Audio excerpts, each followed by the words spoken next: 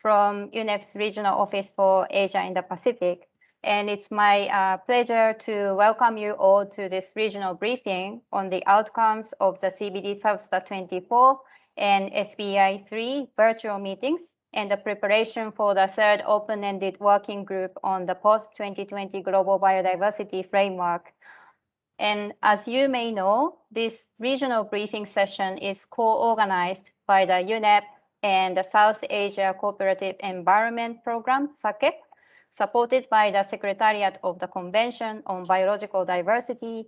And in this regard, our sincere thanks to Ms. Jyoti Mathur-Philip, Director of the Implementation and Support Division of the CBD Secretariat, for joining us today. And she will be briefing us on the outcomes and status of the virtual session of SBI-3 and SBSTTA-24.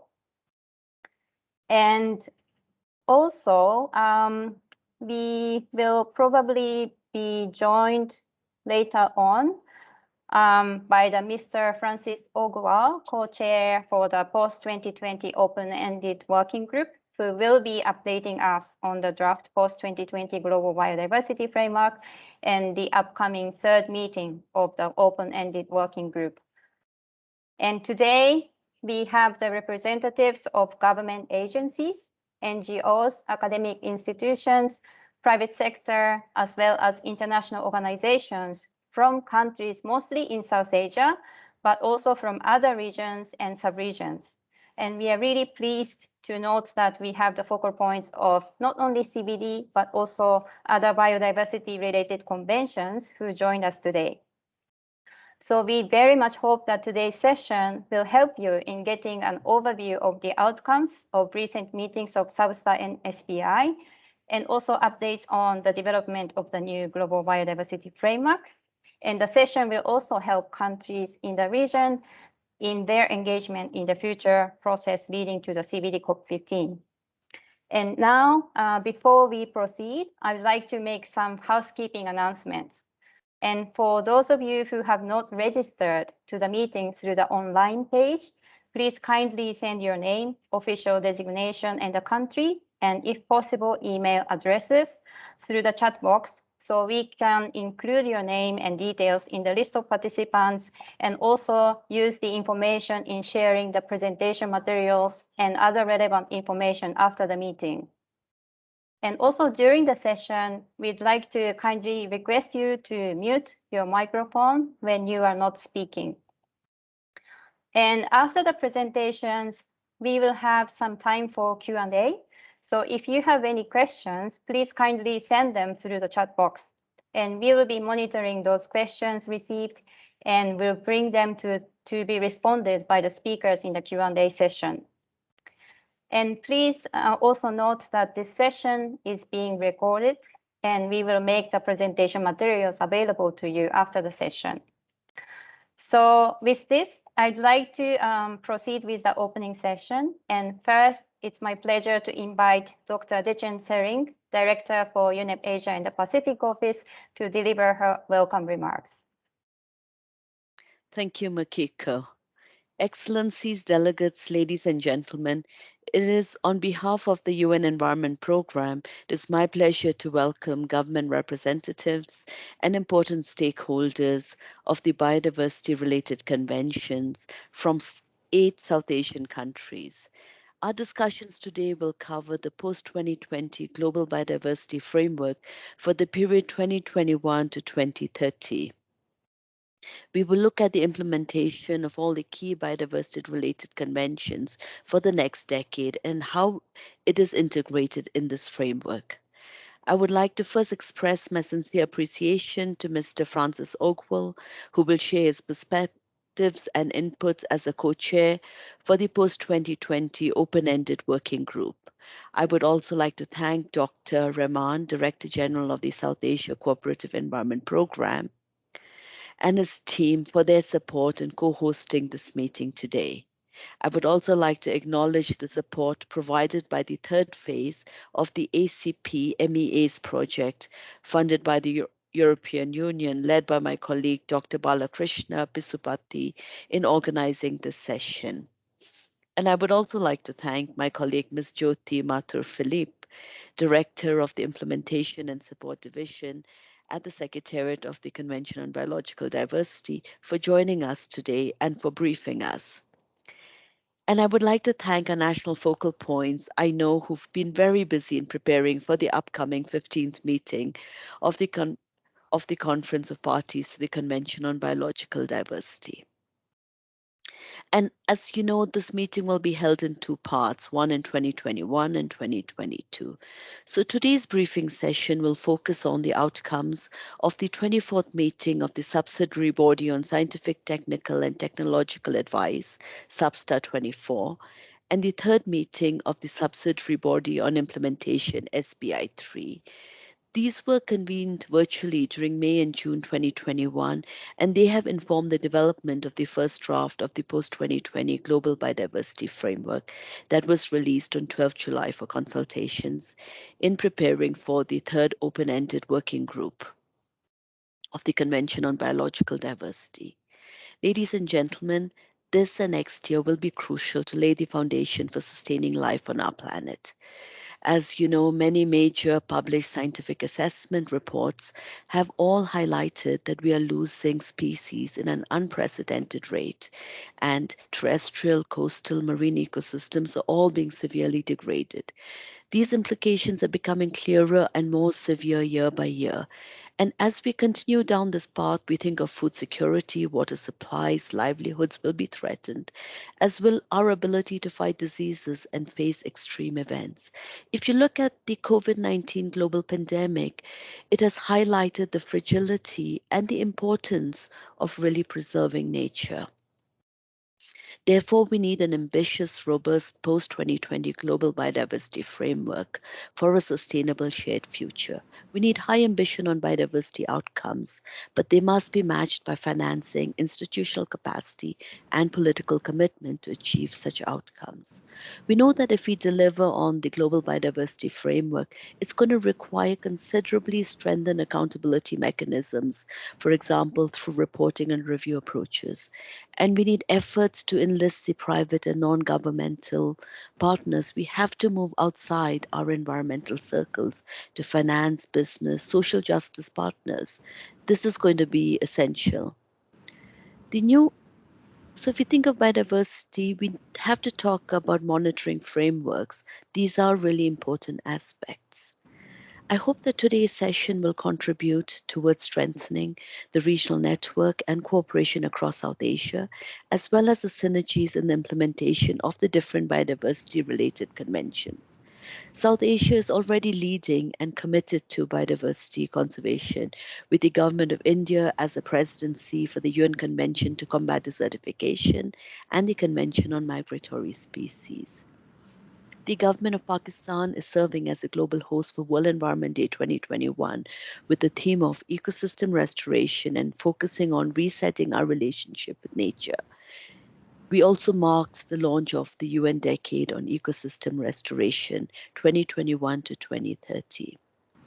We have two COP Bureau members from Asia and the Pacific, and I'm very happy that Dr. Vinod Mathur, chairperson of the National Biodiversity Authority, is with us today. We look to Dr. Mathur for his leadership for the Asia-Pacific region on the Bureau. UNEP has convened consultation workshops of biodiversity-related conventions to provide opportunities for multiple biodiversity conventions and their processes to feed into the development of the post-2020 Global Biodiversity Framework.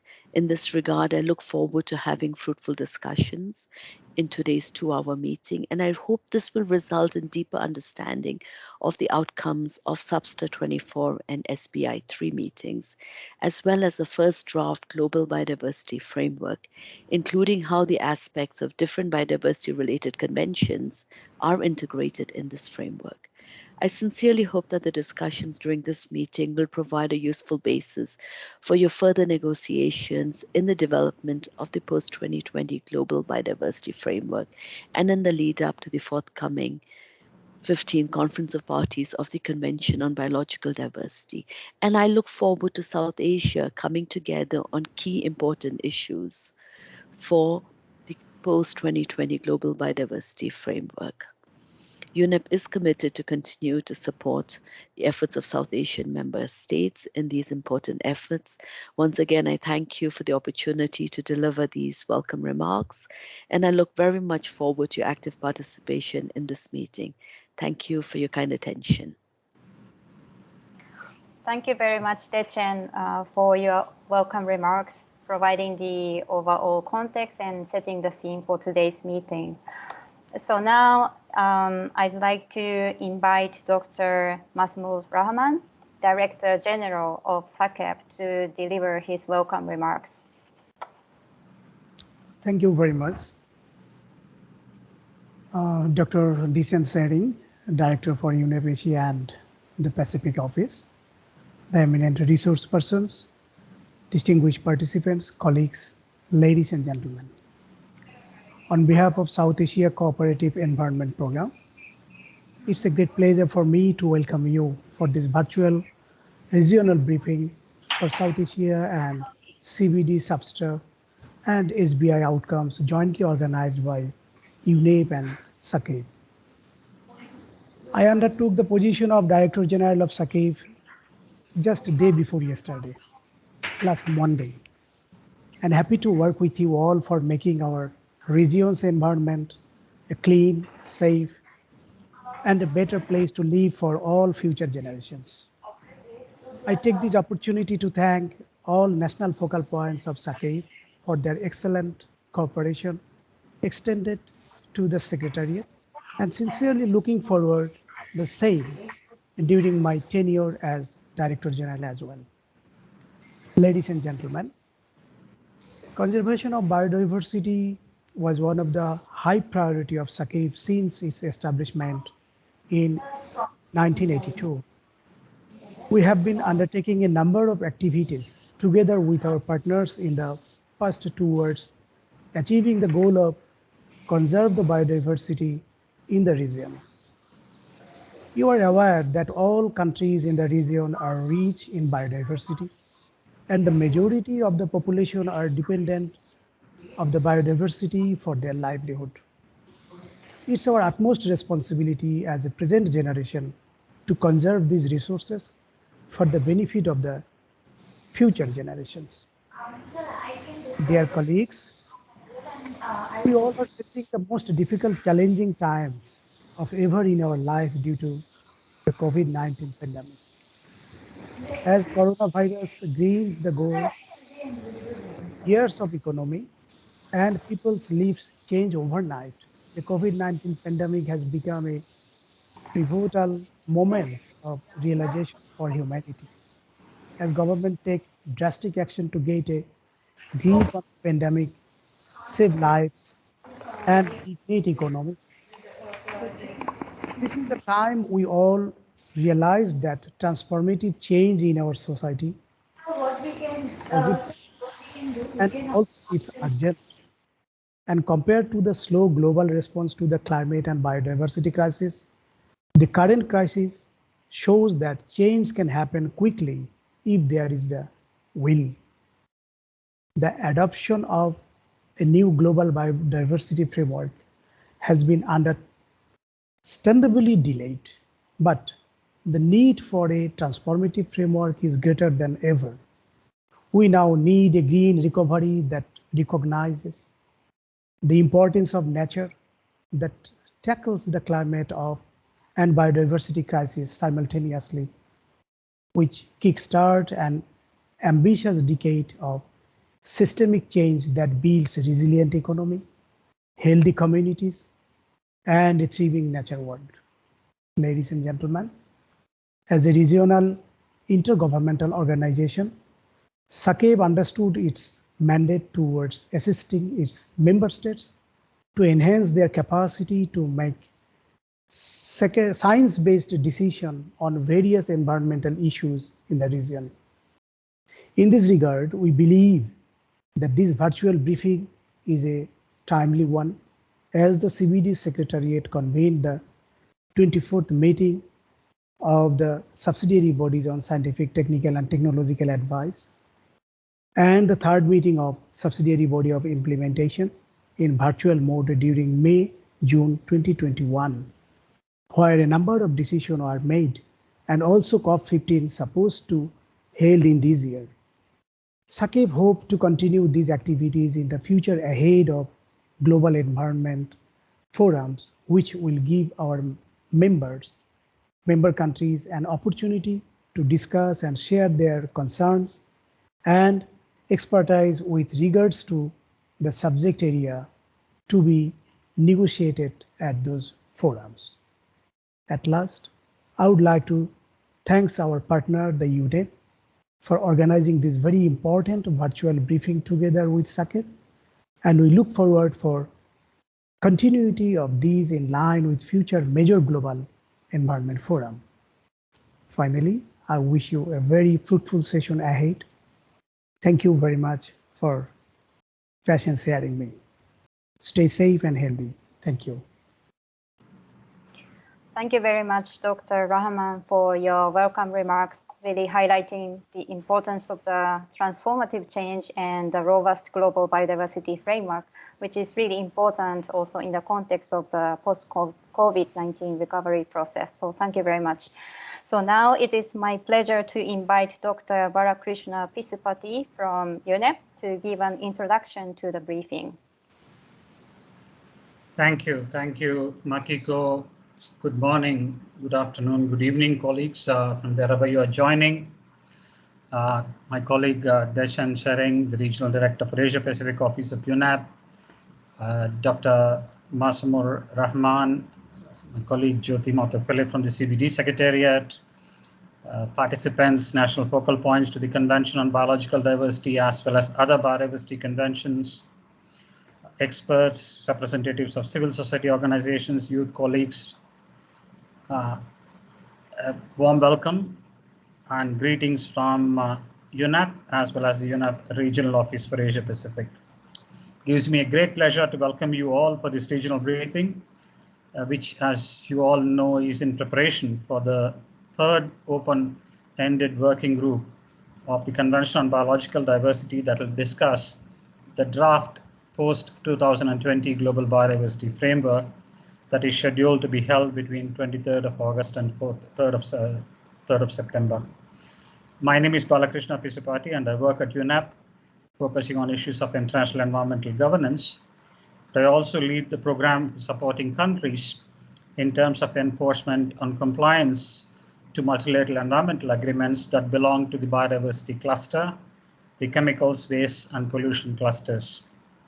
In addition, the program focuses on issues of ocean governance, as well as issues of agriculture and mainstreaming agriculture, where we work with FAO. So I certainly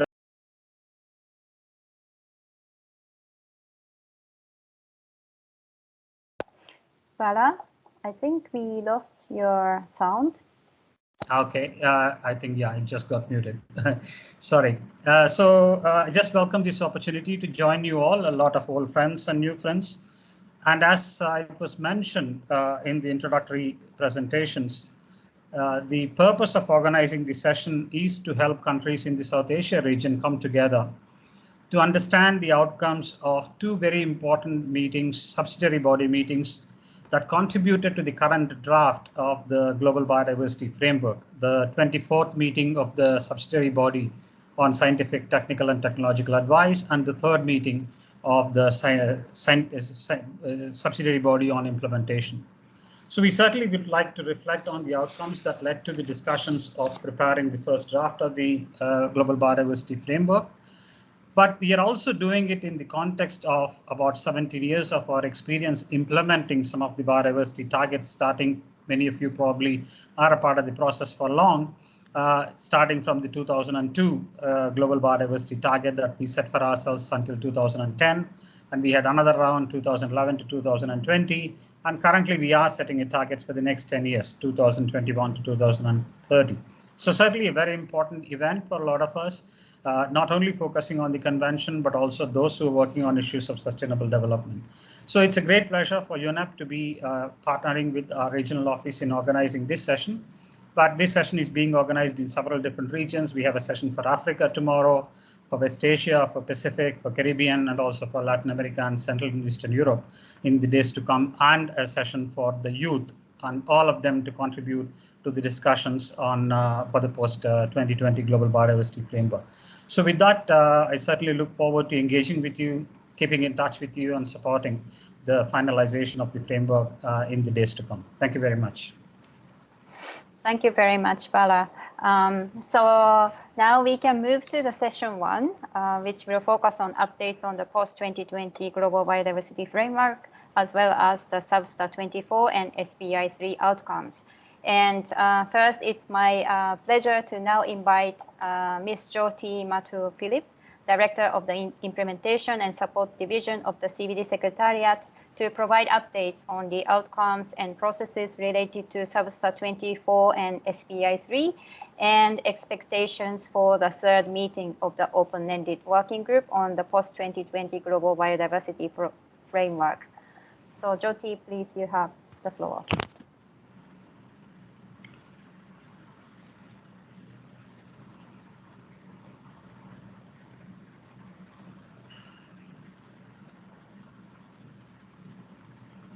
Jyoti,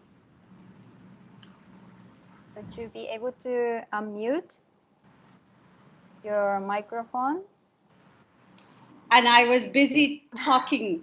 Thank Yes, you so much. Well, yeah, okay, good. Thank you so much. I'd like to thank you, Dr. Daichin Shering and Dr. Rahman, for inviting us to this very, very important session today. And I'd like to say, thank Bala for organizing it and and coordinating and making sure that we all actually attend this session. I'd also like to invite to thank all the participants for being here today, and hopefully my presentation will provide a small light on the very complex issues that the CBD is negotiating currently. So Bala, maybe we could go to the next slide. As you know, we met, or perhaps hopefully you know, that the SBSTTA and SBI met for its virtual formal session, because we had an informal session in February and March, but we met for a formal session of SBSTTA and SBI, which started on 3rd of May and ended on 13th of June. So over a 6-week period where we had plenary sessions and contact group sessions for both SBSTTA and SBI. And where we had very good discussions on the documents and the way forward and advice to the open-ended working group. However, we did not do any negotiations. Any final decisions have been will take place in a physical meeting of SBI and SBSTTA later on next year. So SBSTTA itself met virtually from 3rd of May to 9th of June. There were over 1,400 registered participants. And we have written there one of the most to date, and that was one of the very, very good points about having a virtual meeting, because a lot of governments registered a high number of people who actually attended the meeting, and those who would not have been able to attend physical meetings. And for a lot of governments, they told us that this was a very good capacity building environment also for future and young negotiators. So they registered a higher number of people for SBSTTA and SBI.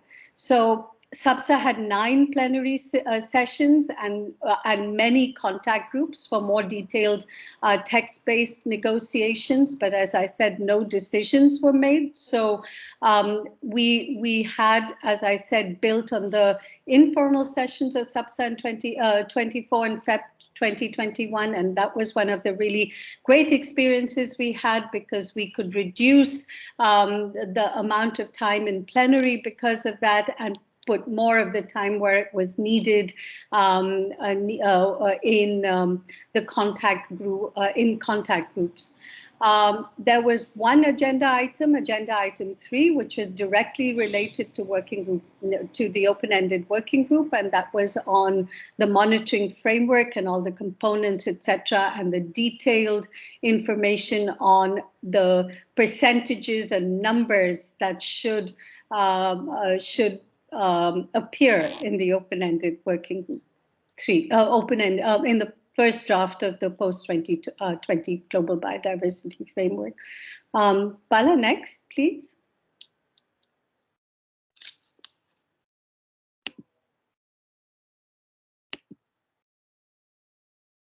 Okay.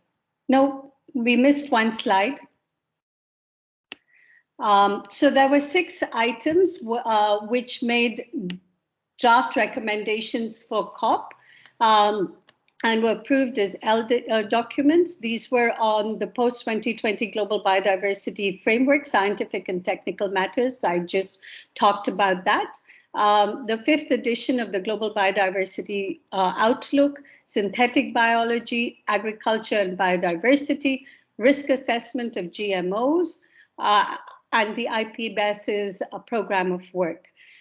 Some draft recommendations still have bracketed text, but we're hoping that when we meet at a physical meeting, we will be able to clear a lot of these brackets. 3 issues will be taken up for further review as CRP documents at the resumed session. These are marine and coastal biodiversity, invasive alien species, and health and biodiversity. In fact, health and biodiversity will start at the physical meeting with a contact group.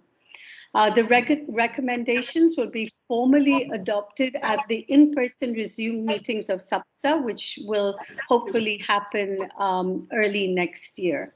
Next slide, please. So now I'm... Jyoti, can I interrupt? Actually, I don't see any, changing of the slides. I just see the first slide. Oh. I don't know about others, but I cannot see. I just see the first slide. Can others see the slide? Yes, we do. We are able to see the I think it's okay in our side. It's okay with Jyoti. Maybe Mr. Imran has got his own problem. So it okay, might be, I'll try. You might like to reconnect, if that helps. The challenges of Zoom and internet and technology, but I think we've learned a lot about all of this recently.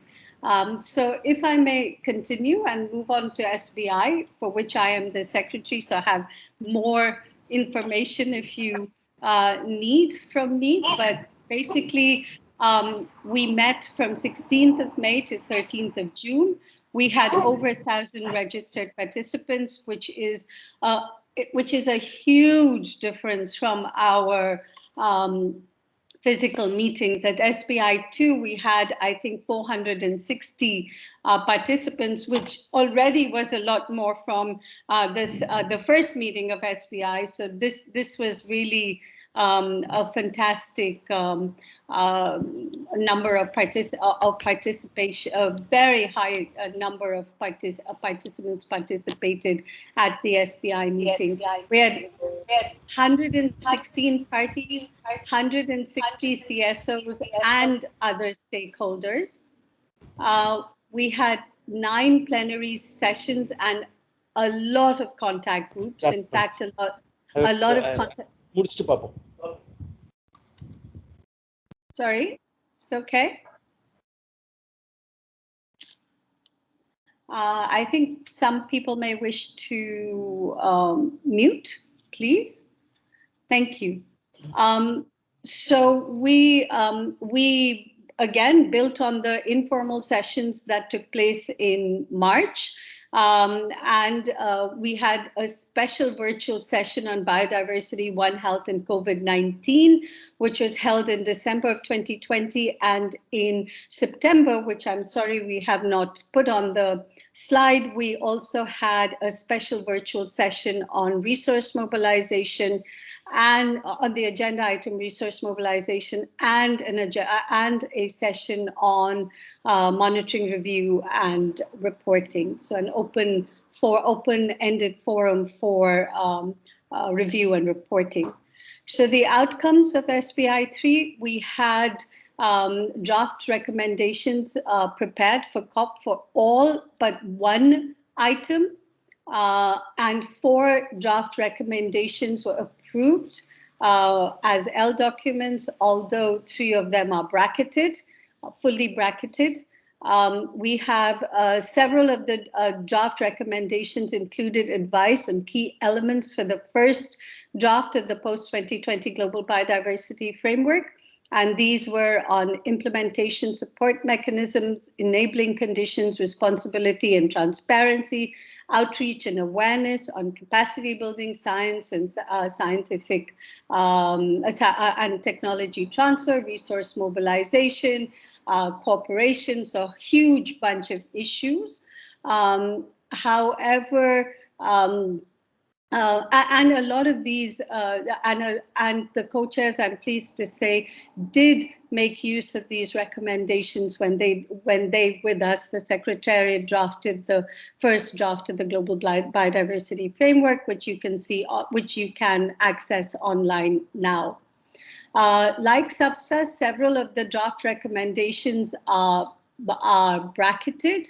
And there was a request that all post-2020 documents are bracketed from some parties, because they would like to agree them all as a package at the resumed meetings of SBI, SBSTA, and the working group, physical meetings. So the recommendations will be formally adopted at an in-person meeting, which we hope will take place early next year, and back-to-back with SBSTA and the resumed session of the working group on post-2020. Delegates also reviewed progress in the implementation of the convention's protocols and the working group on Article 8J and related provisions related to traditional knowledge. And I'm happy to say that all of this information was used by the co-chairs and the Secretariat while developing the zero draft. So what happens with Working Group 2020, the third meeting of the working group? Well, we're going to meet online from 23rd of August to 3rd September. This is the first part of the work of the meeting. As has been decided by our Bureau, we will not take any decisions at this meeting. However, we will have text-based negotiations in contact groups. Parties and stakeholders will get a chance to do a first reading of the first draft of the post-2020 biodiversity framework. And we will also have a first reading on DSI, digital sequence information, and all the papers have been uploaded, and so you should have access to them. As I've already said, that the first draft was developed by the working group co-chairs with support from the Secretariat, and it built on the zero draft and the updated zero draft, and the discussions that took place in Rome last year, when was the last time we all met physically. It took into account the inputs from SBSTA 24 and SBI-3, as well as, and this is where we are so pleased that so many people are interested in the post-2020 process. We had 22,000 individual suggestions from parties and stakeholders during SBSTA 24 and SBI-3 on what should go into the post-2020 framework. And believe me, we have it all in a spreadsheet, and we used it while we were developing the first draft. The meeting will also discuss the draft elements of a decision for adoption of the new framework. So as you know, there will be a decision to which the framework will be annexed, and so that draft decision will also be discussed at the working group, at least a first reading. We will not take it to contact groups this time, but we will take it to contact groups at the resumed session. And as I said, there will also be a document on digital sequence information. So there will be a first reading, plus there will be 3 contact group sessions on digital sequence on DSI. Next slide, please. So what are the key lessons from SBSTTA-24 and SBI-3 virtual sessions? First, assistance. First of all, you know that we're taking into to working group 3, the third meeting of the working group. First of all, assistance will be provided to support online participation. This is also something that UNFCCC Secretariat did for its subsidiary body meetings. And so learning from that, we are providing support to countries. A message was sent out to all countries, and we got about 40 requests so far, and the deadline for the requests was 26th of July. We have given very careful timing to when the contact group sessions will take place and how they will be held. I know that in Asia Pacific, and this is most unfortunate that you are impacted by the timing of the sessions, but we did do a full review of participation in the different timings, and we chose the timings that, while being impactful to a number of countries, had the largest participation, and that is the decision that the Bureau made. We also learned that we should not have sessions during the weekend because a lot of our parties go to their offices to use much more stable internet than what they have at home. So we have made sure that there are no weekend sessions. You will make up for that when we meet in a physical session.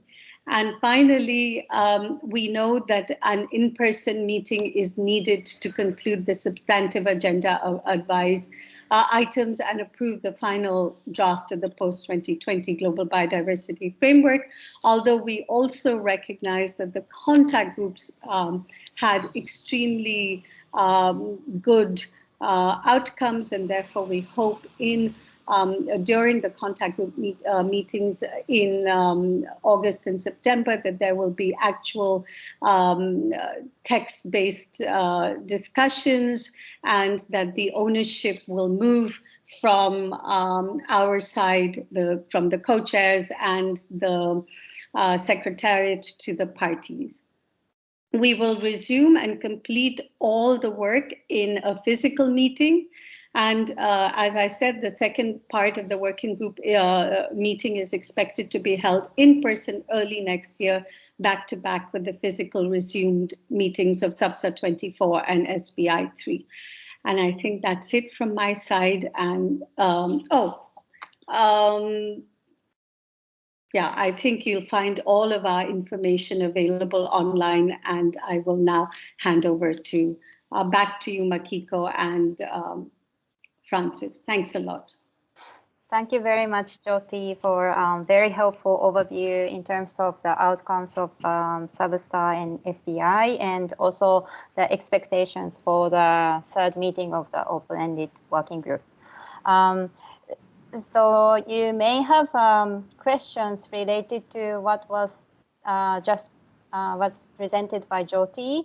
So if you have questions, please do send them through the chat box. And in the meantime, I'd like to invite Bala to highlight some of the key outcomes in detail related to SBSTTA-24 and SBI-3. Bala, please, you have the floor. Thank you. Makiko, I just want to confirm that you can see the screen. Yes, we can. If you could put it on a presentation mode. Sure.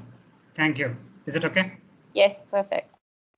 Brilliant. Thanks a lot, Jyoti, for setting the scene in terms of both the process that led us to where we are today, but also laying out the details of the process in the weeks and the months to come. Certainly, as it was mentioned, the purpose of the meeting is to have a very quick review of the key issues arising from the SBSTTA-24 meeting and the SBI-3 meetings, to have a quick look at the draft Global Biodiversity Framework. As you know, we now have 21 targets that are a part of the draft, discuss the key issues of relevance to the region, and then have quick follow-up elements of it. So in terms of the key outcomes of SBSTTA, and just to alert you, this is not a comprehensive list in terms of the outcomes, but a few key points that will help us to understand better in terms of the first draft of the Global Biodiversity Framework as well.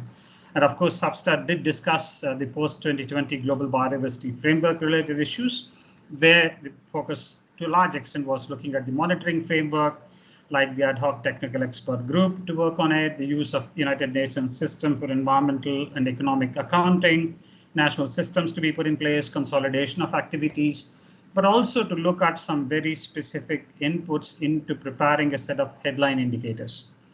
And of course, if you look at the draft Global Biodiversity Framework that is available, and that will be a part of the discussions at the forthcoming third meeting of the working group, the headline indicators are an integral part of the discussion. In terms of the focus on the agenda on synthetic biology, the discussions focused on consideration of synthetic biology as a new and emerging issue. As you know, that we've been discussing these issues since 2018.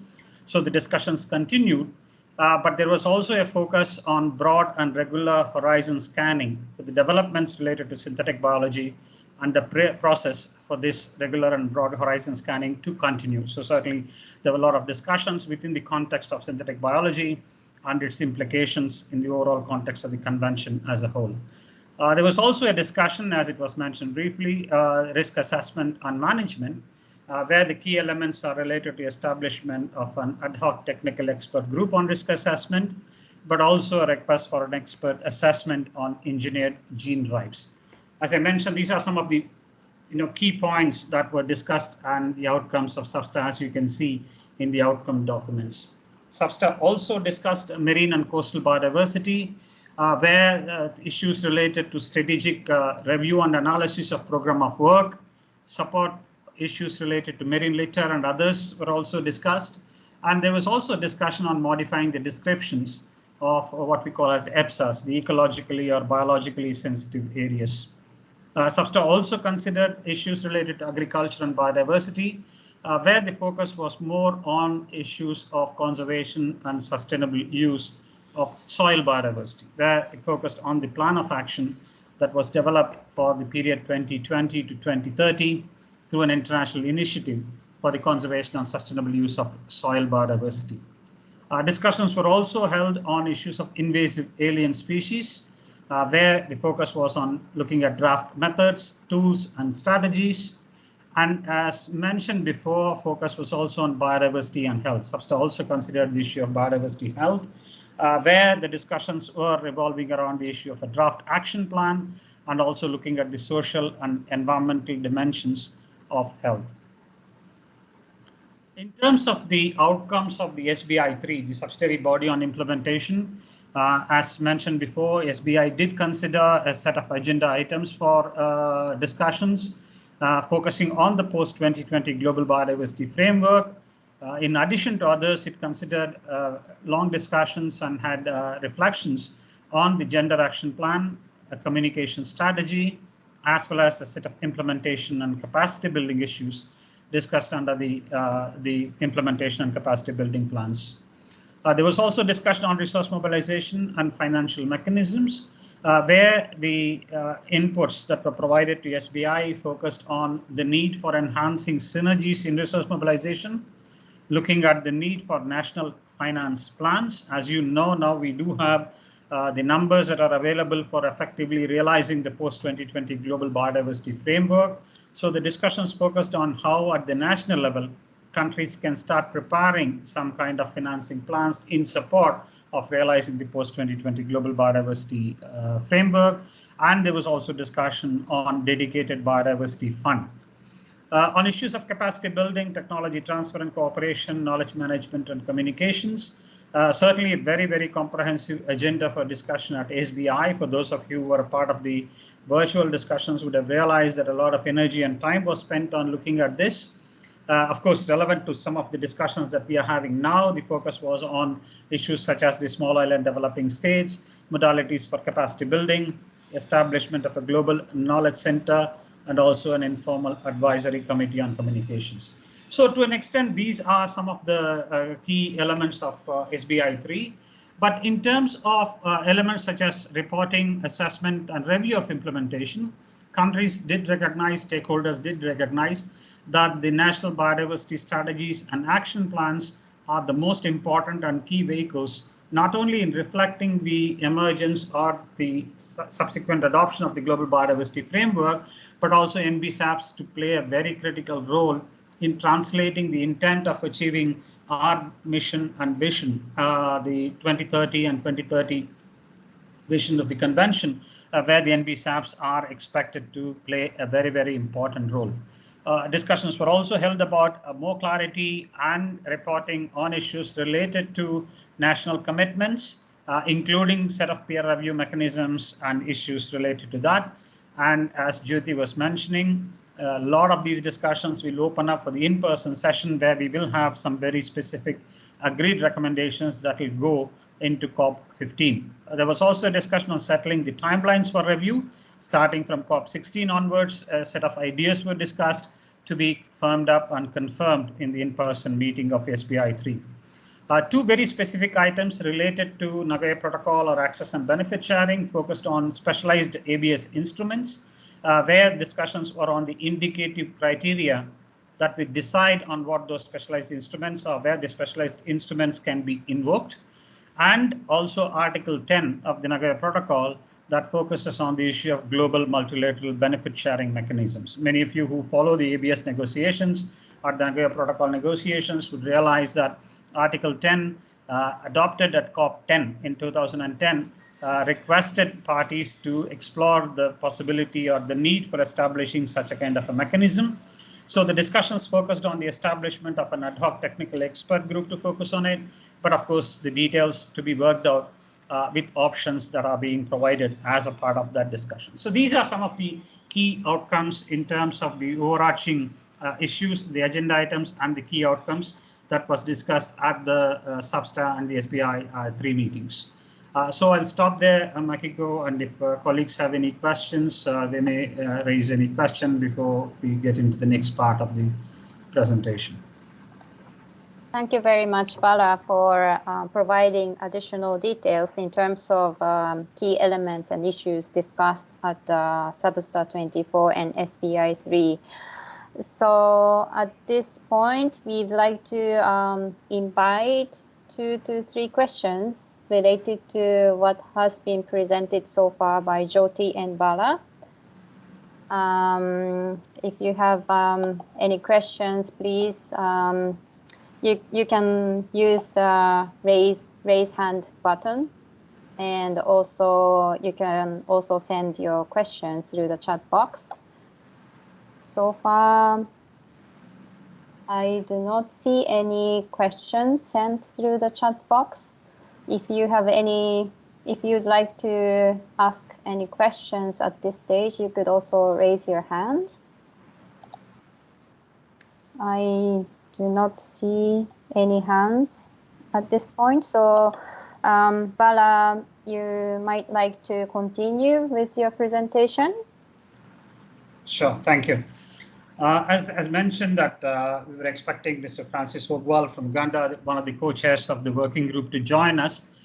but for some reason he's unable to be with us. So what I'm attempting to do is to give you a quick overview of the draft Global Biodiversity Framework, which is the core document for the Open Working Group, third meeting of the Open Working Group that will begin on the 23rd of August and to continue till 3rd of September. Essentially, for some of you or those of you who have looked at the draft provides a kind of a theory of change framework that assumes that once this particular framework gets adopted, the assumptions are that transformation actions would be taken that will look at putting in place tools and solutions for implementation, that will also address the reduction of threats to biodiversity loss and ensure that biodiversity is used sustainably in order to meet the people's needs, and that these actions are supported by enabling conditions and adequate means of implementation, including need for financial resources, capacity building, technology transfer, and elements related to that. So that's basically the theory of change that the framework, the draft Global Biodiversity Framework currently is considering, with a mission statement, with a set of milestone goals supported by milestones and 21 different targets, so that we achieve our vision by 2050, living in harmony with nature. But in doing so, as I mentioned, that it looks at a number of elements of it, in terms of implementation aspects of it, the targets themselves, in terms of targets that are specific and targets that are also cross-cutting, with a set of enabling conditions, which are also explained and detailed in the draft Global Biodiversity Framework. So what I'd like to do very quickly is to take you through the goals, the milestones, and the targets, so that we are all on the same page. And for those of you who actually are following these discussions more recently or who are yet to have a look at the draft framework, this may be a kind of a good introduction, or for those of you who are familiar, a good refresher. And of course, the first goal that the framework looks at is the integrity of all ecosystems are enhanced with an increase of at least 15% in area, connectivity, and integrity of natural ecosystems that supports healthy and resilient populations of all species. The rate of extinction has been reduced at least tenfold. So there are some numbers that are there, and the risk of species extinctions across all taxonomic and functional groups is halved, reduced by 50%, and the genetic diversity of wild and domesticated species is safeguarded with at least 90% of genetic diversity within all species maintained. So that's basically the overarching goal, supported by 3 very specific milestones that are identified in support of them. One is to look at the net gain in the area, focusing on both connectivity and integrity of natural systems by at least 5%. The second milestone is to look at increase in the extinction rate is halted or reversed. You are reversing and halting the extinctions, and the risk is reduced by at least 10%, as it is mentioned in goal A, not just for one ecosystem or species, but across ecosystems and species, and genetic diversity is safeguarded at least to 90% of the current diversity that is available.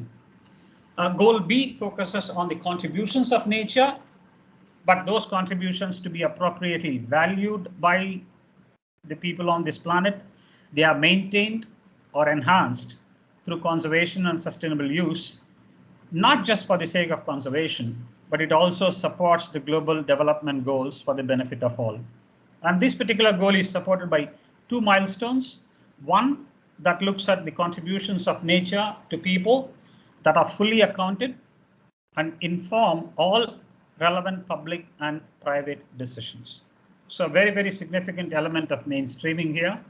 Milestone B2, which is a second milestone in support of this goal, is to look at long-term sustainability of all categories of nature's contribution to people that is ensured, and with those currently in decline restored, so that all of this contributes to the sustainable development goals. So that's the second goal of the draft framework.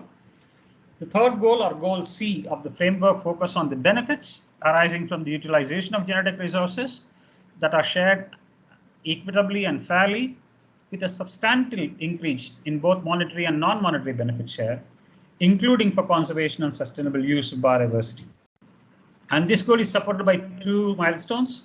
One that looks at the share of monetary benefits that are received by the providers, including holders of traditional knowledge, a direct relevance to the Nagoya Protocol and its mandate.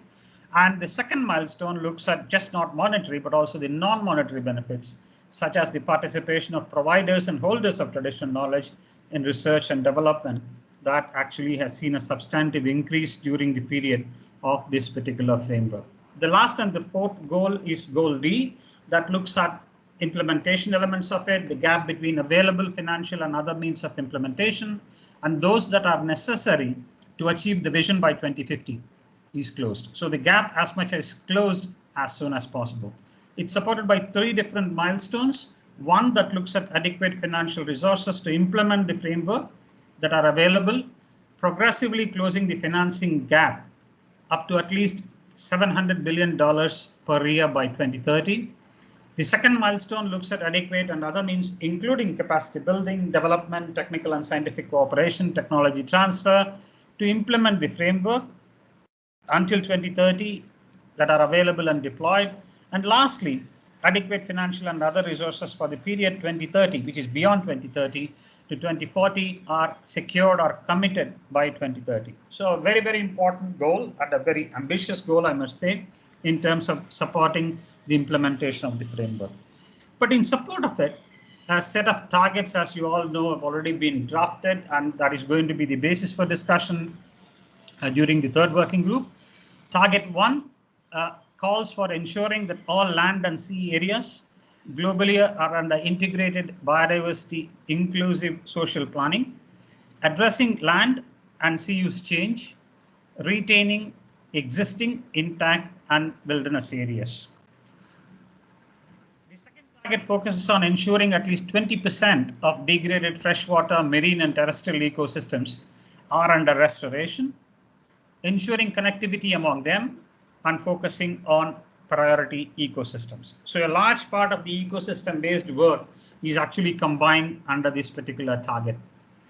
Target 3 looks at ensuring that at least 30% of global land areas and of sea areas, especially those that have very important biodiversity and the contributions of such biodiversity to people, are conserved through effectively and equitably managed, ecologically representative, well-connected systems of protected areas, not just protected areas, but also other effective area-based conservation measures that are integrated into wider landscapes and seascapes. So certainly we are all familiar with the language of it to an extent, where in the Aichi biodiversity targets implementation, protected areas conservation was one of the highlights in terms of our ability to achieve that particular target 11 of the Aichi biodiversity target. So a very good reflection of where we can build on from Aichi. Target 4 looks at ensuring active management actions to enable the recovery, conservation of species and genetic diversity of wild and domesticated species, including through ex situ conservation, and effectively manage human-wildlife interactions to avoid and reduce human-wildlife conflict. So certainly an issue that is confronting a lot of countries in South Asia region, for example. Target 5 looks at ensuring harvesting, trade and use of wild species is sustainable, legal and safe for human health. Certainly some lessons from the COVID pandemic that we need to learn as and when we are discussing elements of this target, the indicators and also the implementation actions related to that. Target 6 focuses on managing pathways for introduction of invasive alien species, preventing and reducing the rate of introduction by at least 50%. So there is now a number that is suggested for dealing with invasive alien species, control or eradicating invasive alien species, reduce or eliminate their impact, focusing on priority species and priority sites. That is certainly an important target. Target number 7 looks at pollution and its impacts, looking at reducing pollution from all sources to levels that are not harmful to biodiversity and ecosystem functions, as well as human health, but also to look at the way we can reduce nutrient loss to the environment by at least half, and the pesticides by at least 2/3, and eliminating the discharge of plastic waste. So certainly an important target that looks at synergies between different processes. For example, different conventions that are related to biodiversity and chemicals and waste and pollution. An important target that will receive a lot of attention, I'm sure, in the discussions during the working group meeting. Target 8 focuses on minimizing the impact of climate change on biodiversity so that it contributes to mitigation and adaptation through ecosystem-based approaches, and to ensure that all mitigation and adaptation measures definitely will have no adverse impacts on biodiversity. As many of you know, that in the last several weeks, increasingly we are hearing the need to look at climate change and biodiversity together, and even the climate COP is expected to have some very specific focus on addressing these two issues together. So target 8 to an extent reinforces the intent and the interest and the need to look at climate change and biodiversity together. Looking at target 9, it looks at ensuring benefits for nutrition, food security, medicines, and livelihoods for people, especially from the vulnerable communities and vulnerable areas through sustainable management of wild, terrestrial, freshwater, and marine species, and protecting customary sustainable use by indigenous people and local communities.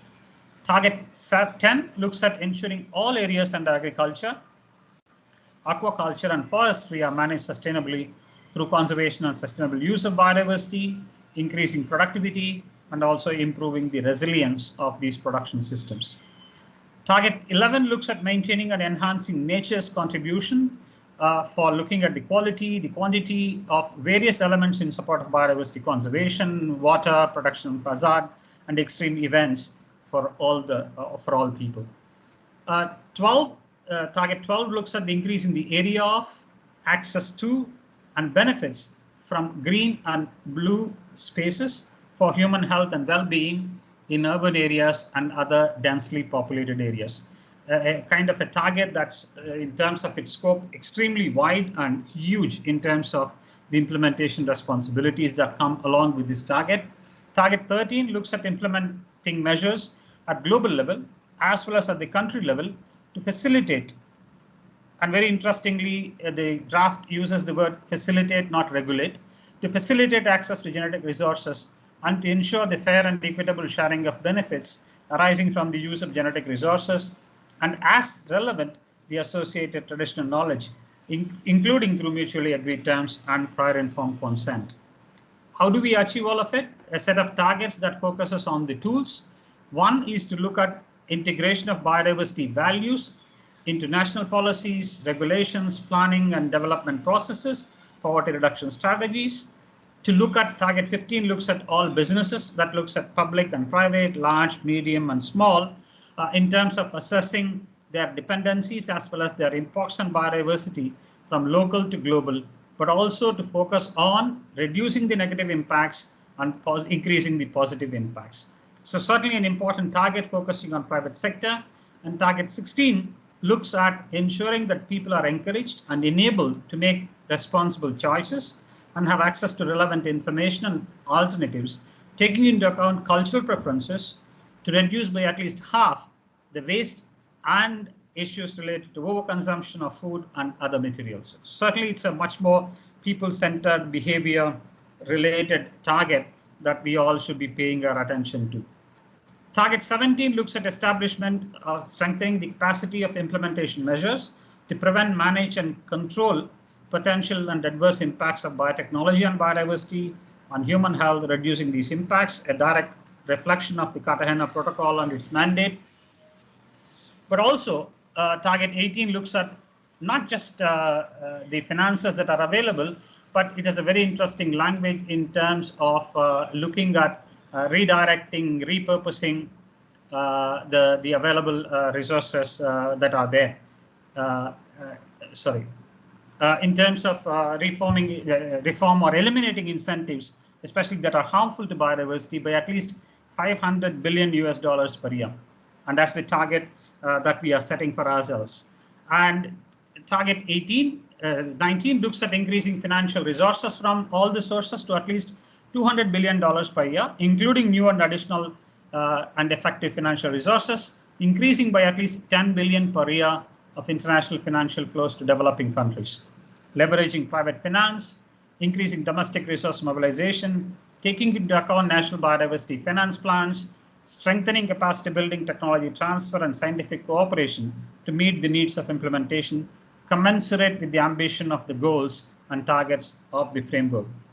Target 20 looks at ensuring the relevant knowledge, including traditional knowledge, innovation and practices of indigenous people and local communities with their free and prior and informed consent, guides decision making for effective management of biodiversity, enabling monitoring and promoting awareness, education and research. So certainly for those of you who are familiar with the Aichi target 18, you definitely would realize that the scope of issues related to Article 8J and traditional knowledge has been significantly expanded as a part of this target. Target 21 looks at effective and equitable participation in decision making related to biodiversity by indigenous people and local communities, and to respect their rights over land, territories and resources, as well as those of girls and youth. So those are the 21 targets that are going to be the ones discussed during the third working group meeting. But as I mentioned before, these also come up with some enabling conditions. So the need for countries to put in place some enabling conditions to achieve these targets. And some of those enabling conditions outlined in the draft looks at implementation of the global biodiversity framework that needs an integrative governance and a whole of government approach, not just Ministry of Environment, but the whole of government approach, requires participatory and an inclusive whole of society approach, need for efficiency and effectiveness to enhance with relevant multilateral environmental agreements and international processes. And it also mentions that success to achieving these goals will depend, or the targets will depend on ensuring greater gender equality and empowerment, reducing inequality on access to education, employing rights-based approaches, and addressing a full range of indirect drivers of biodiversity loss. It also lays down certain responsibility and transparency requirements by the parties to the convention, where it asks for establishing national targets that are a part of the national strategies and action plans, want to have reporting of national targets to enabling the collation of national targets in relation to the global actions and global targets as needed, and to enable the evaluation of national and collective action against the targets. And last and importantly, the development of additional and complementary approaches to allow other actors to contribute to implementation of the framework and report on commitments and action. I think that last point is something which is very important, because to an extent, the scope in terms of not just expanding the ownership of these targets to other stakeholder groups is as important as also for the parties to report on what these stakeholders groups are doing in terms of achieving the targets is something which countries need to also have in mind when we are discussing the reporting frameworks. Outreach and awareness, looking at increasing understanding, awareness and appreciation of the values of biodiversity, raising the awareness for all actors on the existence of these goals and targets, and promoting developing platforms and partnerships, including with media, with civil society, on experiences, lessons learned, and the successes that we are able to achieve. The COP decision, based on all of this, is expected to consider some additional elements that looks at enhanced multidimensional approach to planning, monitoring, reporting, and review, an updated plan of action on sub-national governments, cities, and local authorities on biodiversity, a strategy for resource mobilization, a long-term strategic framework of capacity building and development support of a nationally determined priorities for the implementation of the post-global biodiversity framework. This particular point is very, very interesting because to an extent it also reflects on the kind of commitments governments are making towards the climate change convention as well. Agenda plan of action and also a communication strategy in support of this. But how do countries are expected to measure the progress that is being made? So the draft actually provides some headline indicators. These are still draft, as it was mentioned. There are a set of indicators that have been suggested or put as a part of the draft document for goal A, B, C, D. Certainly for goal A, of the four indicators, 2 of them are near ready and 2 of them are in use. For goal B, they're almost ready, but the available focus seems to be on evaluation related methodologies. For goal C and goal D, they are to be developed. And as you can see from the slide, for target 1, we still need to develop the headline targets. Target 2 is near ready, focusing on forest restoration. Target 3 is existing, but related to protected areas, and mountains are identified as an element there. Target 4 of the two existing targets, one is under development, but then the focus is on human-wildlife conflict and the focus is on plants. Target 5 of the two, one is in use and that is related to fish. Target 6, it's near ready, looking at monitoring of invasive species. Target 7 is existing, but the coverage is a little partly. Target 7, 8, 9, 10, 11 are near ready. That focuses on the available indicators that are used by the UN system, by FAO and the IPCC kind of agencies. Target 12 is existing because that is more looking at the average share of built-in areas for the green and blue spaces. 13, 15, 17 and 20, the targets need to be developed. But for those where the existing data is to be used, for example, for target 14, 18 and the 19 and 21, the focus is on how we can use the available indicators within the SDG framework, within the OECD methodology and data in terms of dealing with it. So if one is going to quickly have an overview of the available headline indicators, indicators for 5 targets need to be still developed. For 8 of them are near ready, 3 of them are partially in use, and rest of them are in use. And Jyoti mentioned about digital sequence information, just 2 slides on that. There's a divergence among views of the parties on benefit sharing mechanisms relating to use of digital sequence information, and the background document that will be discussed at this meeting focuses on those 4 points. Recognition on the approach and to address DSI should not prevent access. Benefits arising from the use of digital sequence information should be shared fairly and equitably. Possible modalities of benefit sharing has to be properly identified, and an acknowledgement needs to be there for capacity building in terms of dealing with DSI. And there are 5 options that are on the table for discussion. Option 0 is status quo, where we are, what is existing. Option 1 looks at DSI to be fully integrated into the convention and the Nagoya Protocol. Option 2 looks at standard material transfer agreement with 2 sub-options, where one option says that that particular MAT, the mutually agreed terms, can be developed as a standard by each country, or there can be one standardized mutually agreed term at the international level that can be used. Option 3 looks at no prior informed consent, no mutually agreed term, but it has payment for access to resources and as well as other payments and contributions. The 4th option looks at enhanced technical and scientific cooperation, and option 5 looks at no benefit sharing from DSI. So those are the policy options that are on table with respect to the discussions in terms of DSI related aspects of the working group 3. And I don't want to get into this detail because to an element, to a part, Jyoti did mention about the work that is going to happen at 3.1, which is to maximize the focus on the first reading of the draft and also to looking at the scope, the mandate. But the working group 3.2, I mean, tentative there is in person possibility of a negotiated meeting of the working group 3.2. So with that, I'll stop and then I'll hand it over back to Makiko. Thank you very much, Bala, sorry, I hear echo. So thank you very much for providing this very comprehensive presentation, highlighting key elements of the new global biodiversity framework, targets, indicators, and other aspects. And so we have received a few questions through the chat box.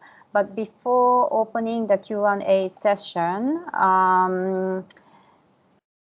today we are really fortunate to have Dr. Vinod Mathur, who is the chairman of the National Biodiversity Authority of India, who serves as the bureau representative to the CBD, also joined us online. So I'd like to invite Dr. Mathur to see if he has any remarks that he would like to share at this point.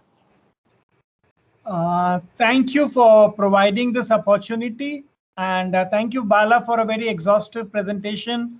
I know these targets have been there and one needs to very intensely follow them. I have a question which is, maybe I'm jumping the gun, let me say you that, but I don't want that we should repeat the same story what we did in 2010. In the sense that you recall when we made those Aichi targets, at the global level in Nagoya, we took some time to explain to the country that they need to prepare their NBSAPs, because NBSAPs are the principal instruments for achieving the targets.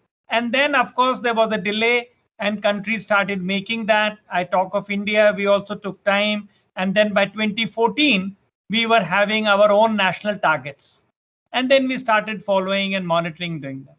So my query now is like this, that we may take another 6 to 8 months to finalize the GBF. It will happen when next year the COMING COP takes place and we have a final endorsement. But it will surely have, I'm wondering, you have any sense of what kind of guidance will be needed or provided by the CBD for aligning the NBSAPs with the new GBF? And I go one more step further, because we are now at NBA in the process of helping the state biodiversity action plans. So what we have done, in many cases, UNDP is helping us out. We have advised them to put a hold on finalizing everything.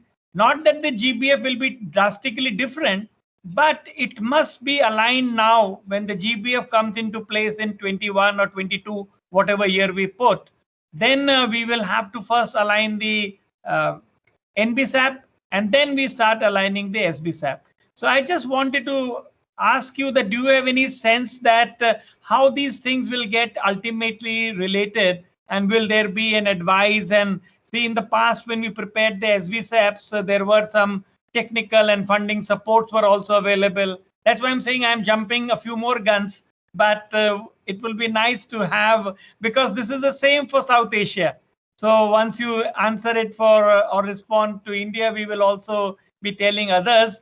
But within India also, we are saying that let's wait for some time. But these projects are time bound. And in many states and provinces, they are wondering that if you put them on hold, how did they meet the timelines of their funding agencies? So sorry for that, but any advice from anyone would be very welcome. Over to you, Bala. I can see Jyoti also laughing, but yes, the larger question is to you only. Thank you very much, Dr. Matthew, for this question. So Jyoti, would you like to respond to this question? Yes. So one of the things is that we have learned lessons from Aichi, and the lessons from Aichi that we really took away was that when the new global biodiversity framework is adopted, it is adopted with a package of other decisions. So therefore, you can see in the SBI and SBSTTA that we are working to make sure that we have a monitoring framework adopted at the same time as the GBF, and that it doesn't come 4 years later or 6 years later. We have a resource mobilization strategy, a capacity building strategy, an enhanced monitoring, review and reporting mechanism. All of this will come together at the same time as the biodiversity framework is adopted, and at the same time we have written to our financial mechanism, and the heads of UNDP and UNEP just last week, to see how we can start implementing on the ground as soon as we have adopted the GBF. We also are looking with the GEF to see how we can already put in place a global program for NBSAP support before the COP even decides on the GBF, so that again we're all ready to implement. There are also a few changes that we have made this time. One of them is, and we hope the parties will adopt it, but I think that they are in the process of agreeing that we have headline indicators. So countries can actually report against the headline indicators, and that will be easy. That we believe, since most of these headline indicators, and as Bala just showed, already exist. The burden on reporting is less, as well as we are not sort of.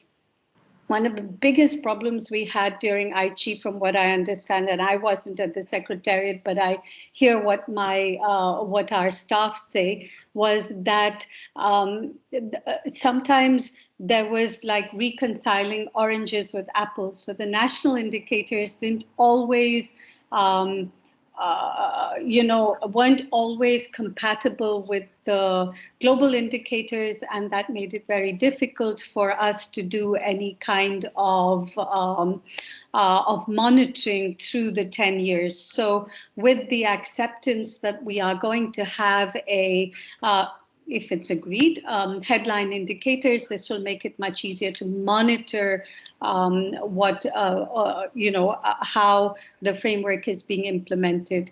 The other part also is that we don't expect that all countries will have to immediately do their NBSAPs or stop programming or stop anything while they are updating. If they wish to their NBSAPs, there is going to be no, in the decision so far, we don't see that there is an obligation to update or change or redo your NBSAP. It depends on a country what they wish to do.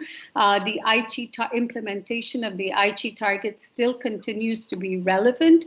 So while countries are looking at what they want to do, they can also continue to implement their current NBSAPs.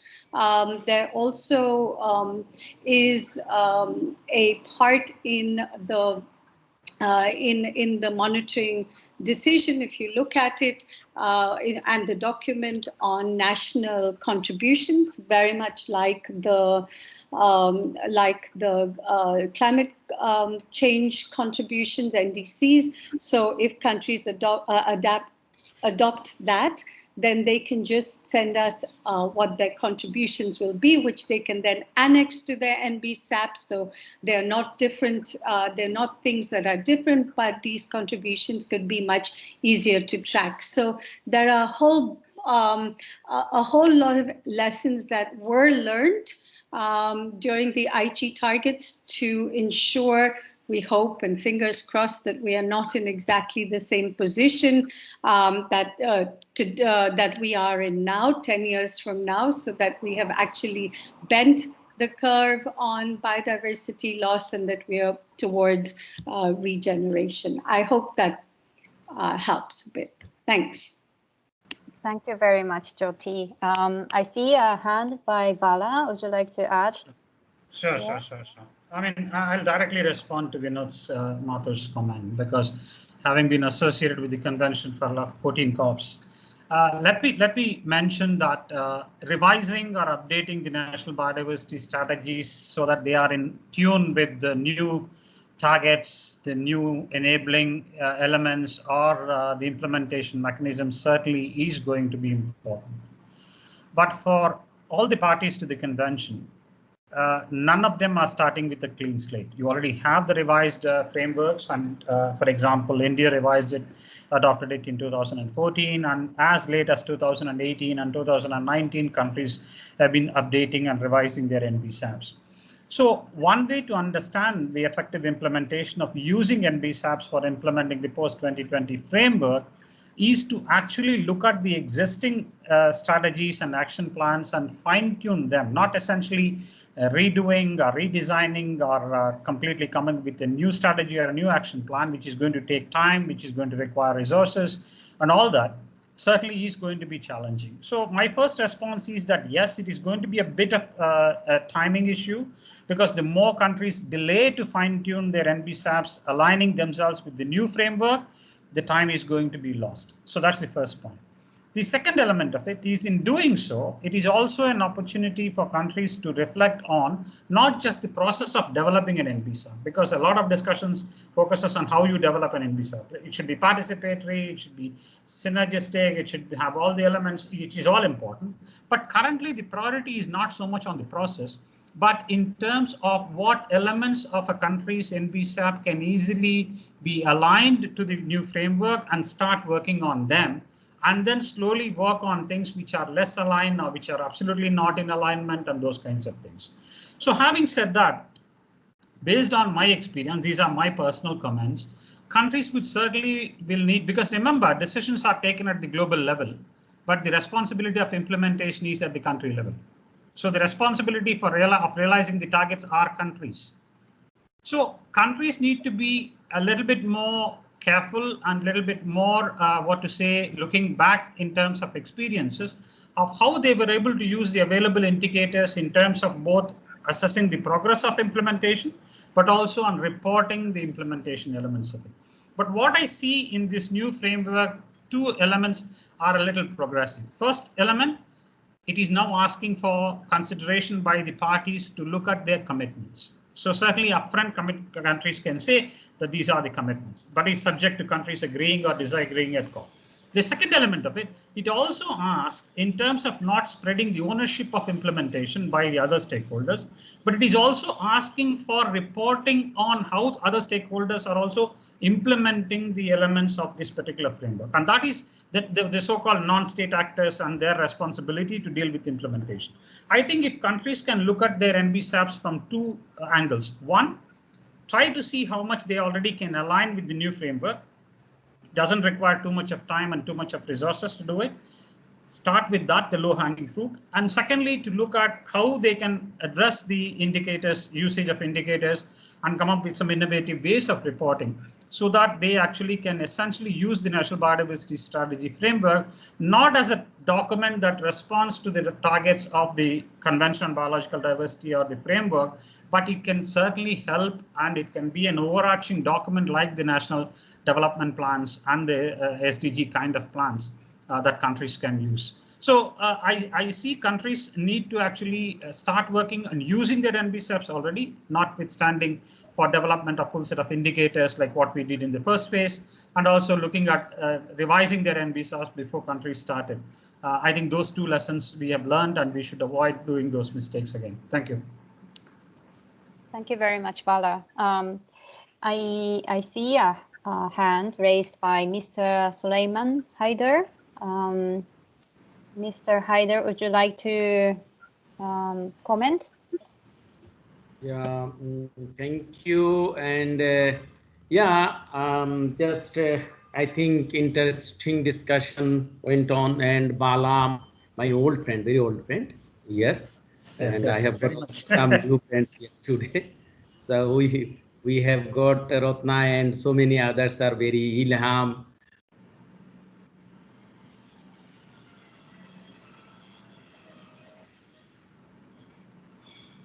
I think we lost. Okay. I think you were cut off for a while. But now we can hear you. Please go ahead. Maybe if video is not there, then it is very good. Okay.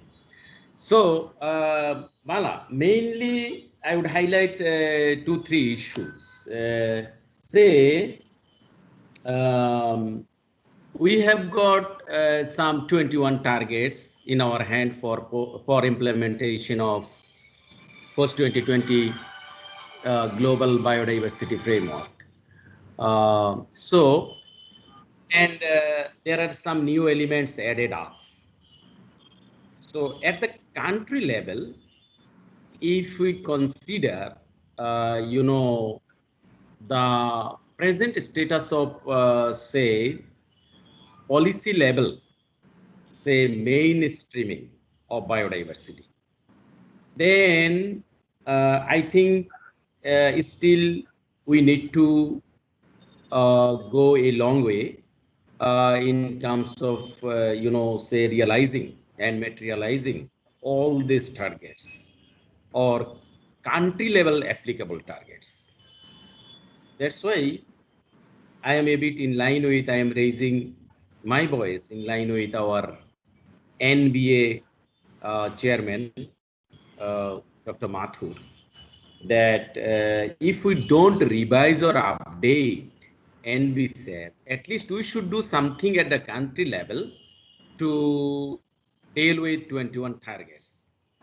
And my apprehension is that in these developing countries, so climate change agenda is much more mainstreamed at the policy level, at the top policy level, say to the level of prime minister or president.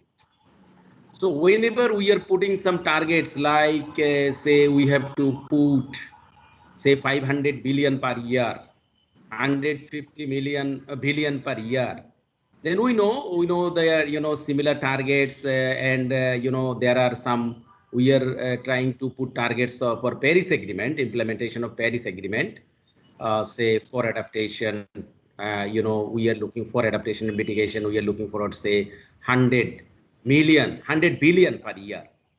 Those should be coming from developed countries. But here we are putting some figures in the targets, say targets,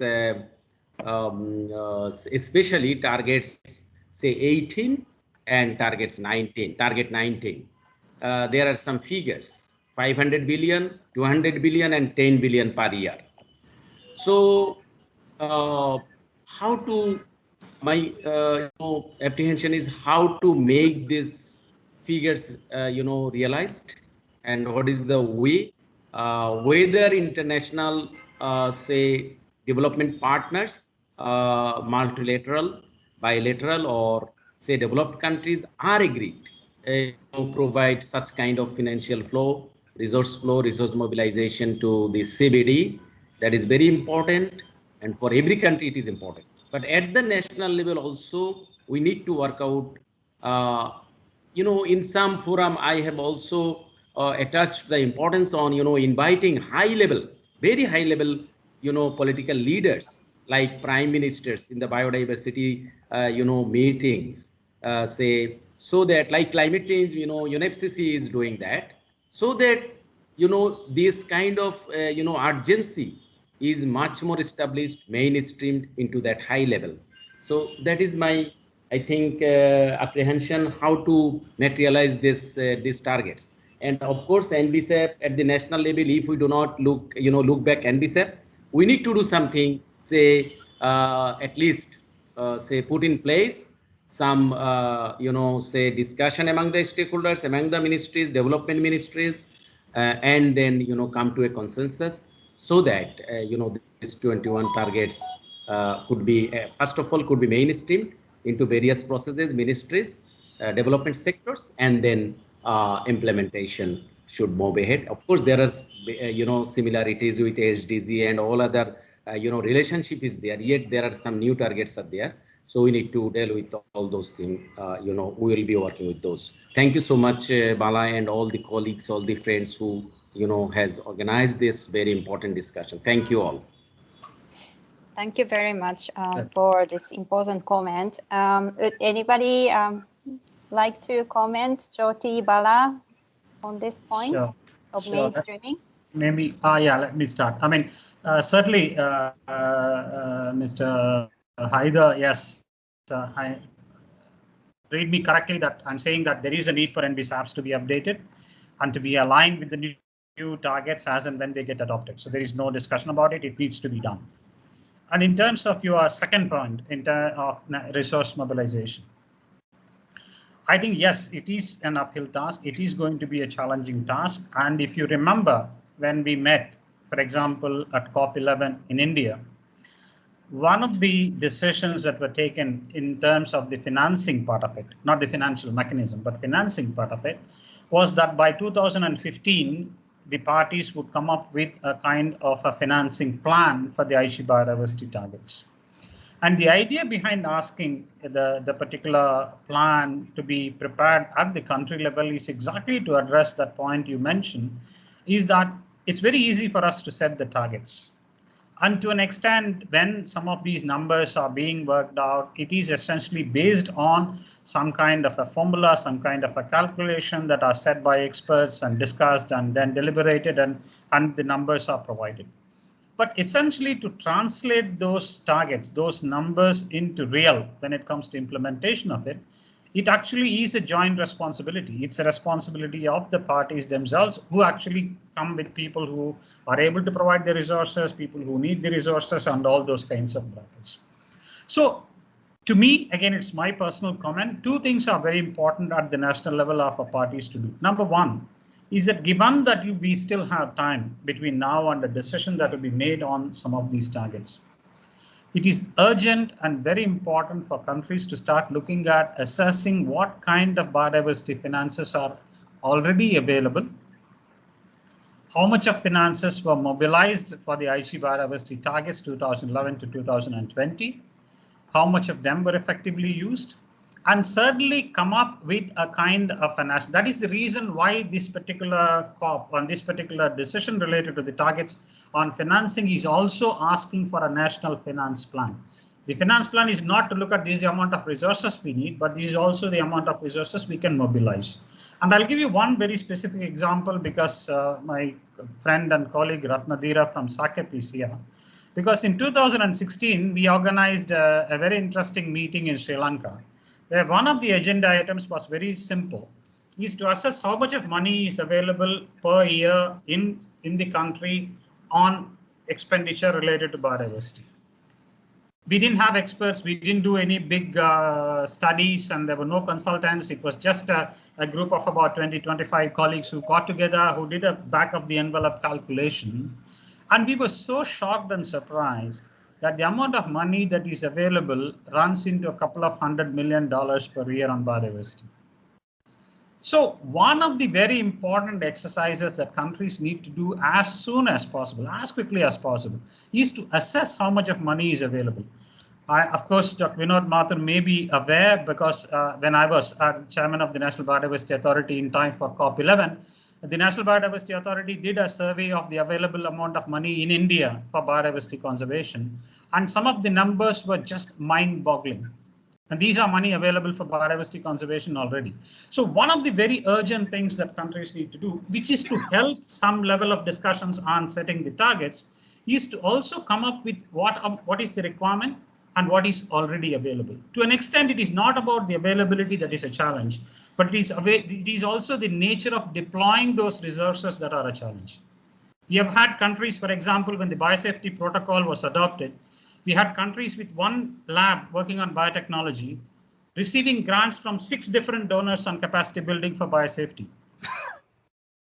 So certainly we do have some of those kinds of challenges when we do not connect the dots. So all of us realize that the responsibility of implementation is squarely with the member states, is with the parties. So the parties have to get their act together before they sit for any of these discussions. It's very good to say, yes, we do want the resources, and it is a daunting task to raise the resource, but we also need to showcase that this is a requirement, and this is what we have, and this is additionality, and this is how we are proposing to raise it. So to an extent, it is also a bit of a homework that parties also need to do in preparation for some of these events as well. And I'll stop there. Thank you, Bala. So now, may I invite Jyoti to add any other points? Sure, thanks a lot. I have just 2 very small points to make. One is that there is this great program that is doing a lot of the work that Bala is talking about, Biofin, and I encourage countries that are not participating in it to perhaps try and see if they can participate in Biofin. From our perspective, that is the kind of plan that we had discussed when we put it into the target. And we think that it is a very all-encompassing plan, and it's not about only the resources that are currently being used for biodiversity or what are needed for biodiversity, but I think one of them, and part of mainstreaming, is also looking at how we repurpose some of the financing that might be going towards biodiversity loss and destruction towards regeneration of biodiversity. And whereas it's a very, very, very, very difficult task to do in a country and easy to put in a target, I think it is a worthwhile exercise for countries to be looking at how we repurpose, because nature is 36% of the mitigation solution for climate change. And so we can, where we're talking about how climate change is much more well known in countries and is much better financed and is much better better policies towards mitigating climate change, I think that we could use the 36%, which is forests and biodiversity and nature, towards our issues also, and towards implementing the biodiversity framework in the future. And that is one of the things that we are also, looking at to see how things are already ongoing. You don't have to make new plans and new strategies and new actions for biodiversity, but what we do need to do is ensure that all multiple benefits of taking action are considered. And if you remember our friend Sarat, he would always say that there is one action and you get 11 or 12 multiple benefits for each of the conventions that countries are responsible for. So I think it's really a question of looking at what is ongoing. I think mainstreaming is a very important element of our global biodiversity framework, as well as the decision that the COP will take on a mainstreaming strategy. So as I've been saying, that the global biodiversity framework is not a standalone. It comes with a set of strategies and actions that the COP will also decide on, and so therefore it will be a package deal, and that includes mainstreaming. And we had an ATEG, and the ATEG came up with a mainstreaming strategy, which is really all-encompassing. And we've had two COPs, the Mexico COP and the Sharm COP, that were around mainstreaming, mainstreaming in processing, infrastructure, travel. So I think that the elements are there. We just have to gather them and start kind of trying to see how, at a country level, and again, not an easy thing to do, how we can start getting other ministries, other departments involved in the framework. But they're already doing a lot of work, so maybe we need to have a more coordination mechanism also. Thanks a lot.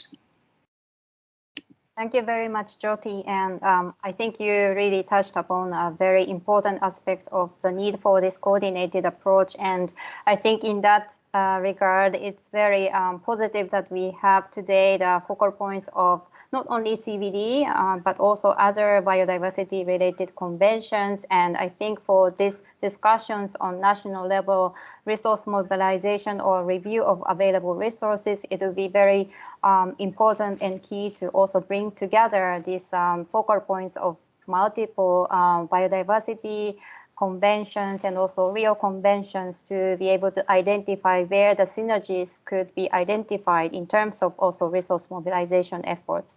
So thank you very much. And I see a hand by Dr. Mathur. So may I invite Dr. Mathur to... So thank you again, Makiko, for providing this opportunity. I'll just have a brief comment to what Jyoti and Bala said. See, right now, we totally understand the focus has to be on GBF.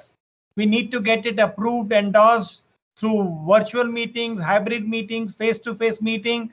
We have done so much of time and effort. It's turning out to be a very nice document and a product, and we should get it off the shelf and endorsement from all CBD parties. That's one. But let's not forget that its alignment with the existing NBSAPs would be needed. And it was nice to hear from Jyoti that there is a thought behind that, some countries might need some help and some timelines to do that. And what we are thinking already in terms of India, that I must share with you, in all countries or most countries, the NBSAPs have been prepared through an interministerial consultation process. And to engage the ministries is not easy. It's a very, very time-consuming part. So we are thinking that we can bring out what is called as an addendum. And that addendum only picks up a few things which are not covered in the existing plan and which are something which are innovative in the GBF. So we have some ideas on that, and we will like to move on that. But I want to say to Jyoti, see, we were very keenly part of the UNDP-led Biofin initiative. And we were very happy that along with 35 countries, we had made for the first time a biodiversity expenditure review and a national finance plan and policy expenditure review, all that Bala was saying. And we were very happy that we now have some sense that what it takes for biodiversity conservation, where we are and where we need to be. But then, as everybody knows, came COVID. And it is this COVID which has now totally, if maybe totally is not the word, has significantly affected the financial allocation in different ministries of the government. And in several ministries, the funding has been cut or reduced. And in some schemes, the funding has been increased. So I reckon that we will now have to redo our biodiversity finance plan in the light of this new reality coming out of COVID. All countries in the world have made fantastic economic stimulus packages. Not that these packages were not needed, these packages were needed, and that's why we are coming out of COVID. But it has drained a huge amount of countries' resources in funding the COVID management strategy. So obviously, the same pot of money has been taken away by something else. We need to look into that. In one case in India, I can say that we have an employment guarantee scheme. And under this employment guarantee scheme, which we are also saying is very good for biodiversity mainstreaming, Jyoti, the allocations have actually enhanced because the government wants to provide employment to people. But in providing that employment, we can also do afforestation. We can also do medicinal plant cultivation. We can do soil and water conservation, which actually affects, influences and promotes biodiversity. So there are some pluses and minuses, but I just wanted to let you know that a realignment of the biofin will also be required because we can't sit back to what figures we got 3 years back. So COVID has given a big hit to all countries. Fortunately, we are also having an extended biofin 2, and therefore we will take this thing up. So that was just for my information to you that we will try to look in terms of an addendum to the NBSAP. So that addendum is pretty simpler. You don't have to go for all consultations which are required. If countries are endorsing the GBF, it will be easy for us to align it over there. But to you, alignment will be required.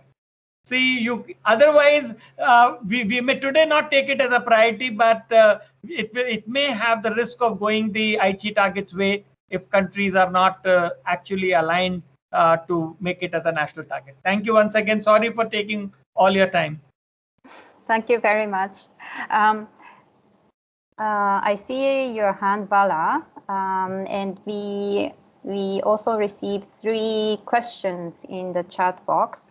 So maybe before going to these questions, Bala, would you like to make a quick comment? Yeah, sure. Just to let colleagues know that currently at UNEP, we are working on some guidance to member states on the issues related to NBSAPs.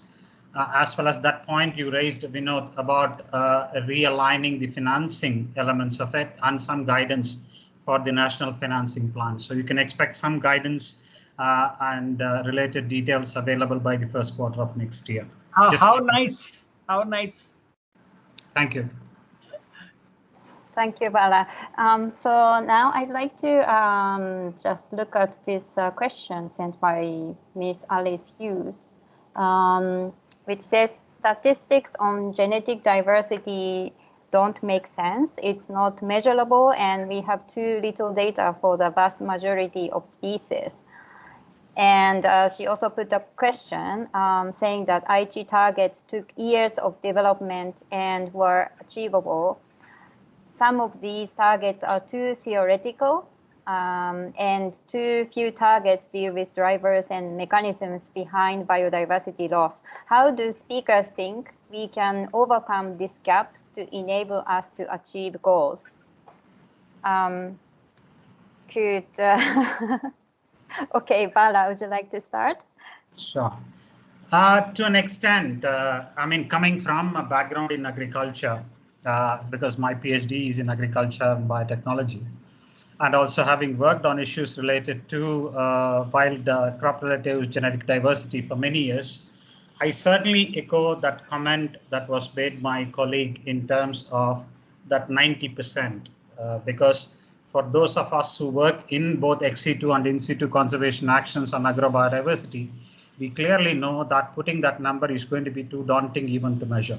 Because even if you are going to take the ex situ conservation measures, whether it is a gene bank or whether it is an in situ conservation effort of a field level gene bank or whatever, the biggest challenge we have is the enormity of the diversity that is available out there versus the collections that are identified, cataloged with some passport information.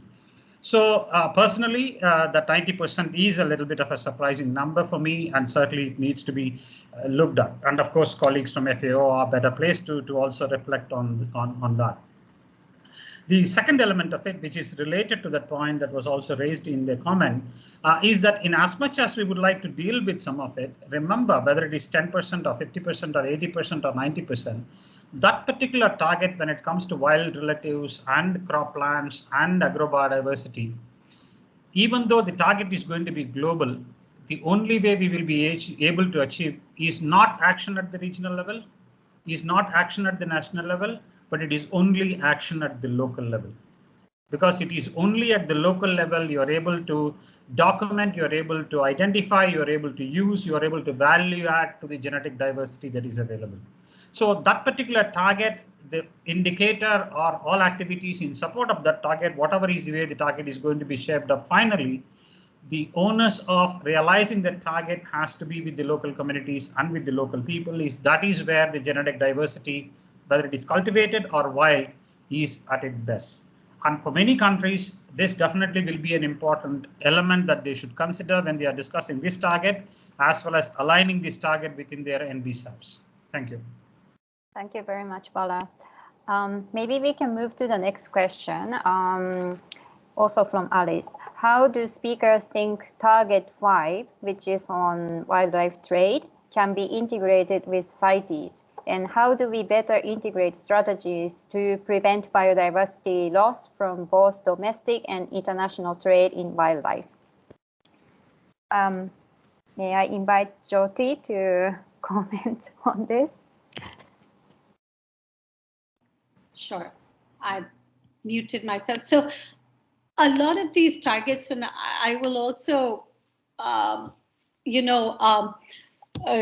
hit on, try to also respond a little bit to the previous question.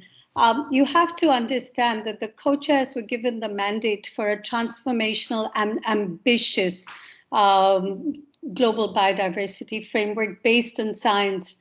And so we have done our best to look at all the reports that exist and take and the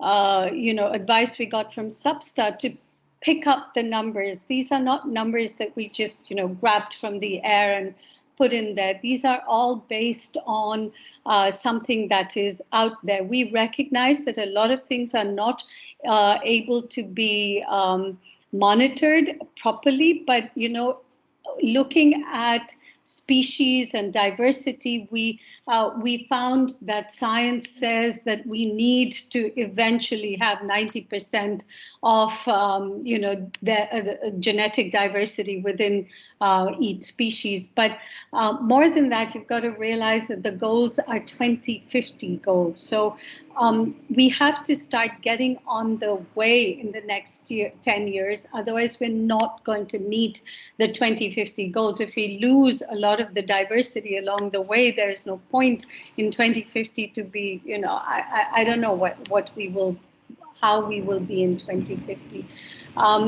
Anyway, on target 5, there was a lot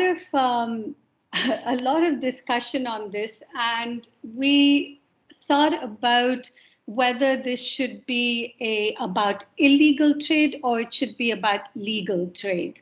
And the co-chairs and the secretariat, after listening to all the advice that we had been given, decided that we should put it in terms of legal trade. And that also includes CITES, though, even though it is a convention on trade in wild flora and fauna. And so it shouldn't only, I don't know if this is the question that was asked, but or if this is the reason the question was asked, but this was a target where we had like a lot of discussion. So it was, so we really thought that we should put it around legal trade, because if we can track legal trade and if we make all trade legal, then illegal, except in the Appendix 1 species, I think the rest of them, it is much easier to track and trace and maybe make, to make things more, as I said, easily tracked and traced, and therefore not illegal.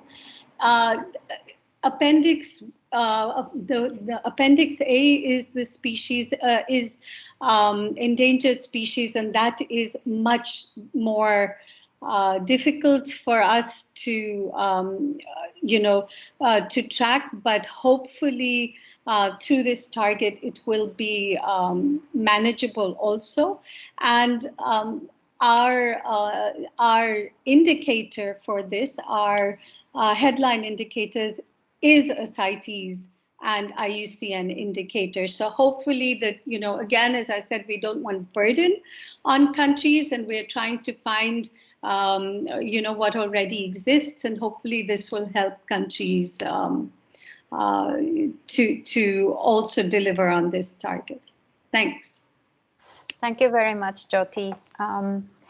May I add one thing before the end? I just want to ask for 1 second before we end. Thanks. Yes, certainly. Bala, would you like to add here? Bala, I think you are. Yeah. No, sorry. Yes. No, I agree with the response, but let me also provide another dimension to legal trade.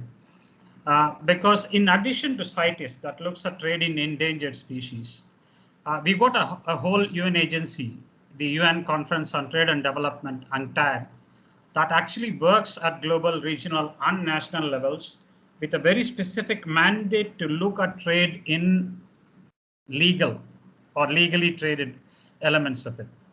But the biggest challenge we have had when it comes to legal trade and biodiversity for many countries, except for a very few countries, the biggest challenge we always have had is tracking and tracing legal trade and linking it up with the elements of the status of some of those species.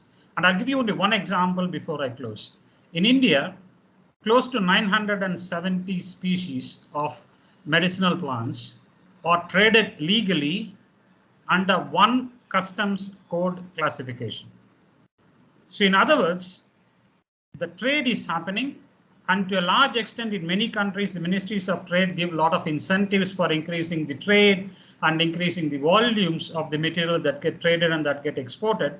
But on the other hand, that particular dimension of trade in legal species is completely something which needs an overhaul, and UNCTAD is currently working on it. And certainly I'd like to also suggest Jyoti I'm sure you've been in touch with colleagues at the Biotrade Initiative and others at UNCTAD, but UNCTAD is doing a lot of work to look at expanding the customs coding classification so that we'll be in a better position to track and trace not just the volumes of trade of plants and animals and biodiversity, but also the value of biodiversity that are getting traded. So an additional indicator or a focus working with UNCTAD will be a very important element related to target 5. Thank you.